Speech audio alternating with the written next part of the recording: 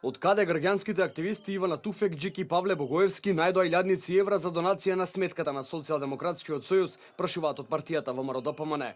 Граѓаните и јавноста се уште чекаат одговор за мотивите на овие двајца учесници во шарената револуција, парите да ги донираат во СРСМ, а не на своји соборци или студенти, вели Димчарсовски од ВМРО-ДПМН. Зошто Павле Богоевски, кој е вработен во некаква си невладина организација за заштита на правата на хомосексуалците, би ги донирал своите 184.000 денари на СДСМ, партија која е поим за криминал, кога истите тие пари можел да ги донира на некој си свој соборец за хомосексуални права со кого рамо до рамо работел до вчера. Или дали некој кој себе си се смета за автентичен член на студентско движење, како што е Ивана Туфекџич, би ги донирал средствата во износ од 118.000 денари на некој студент кому му е потребно, или би ги уплатил на партијата која води аболициран криминалец како Зоран Заев.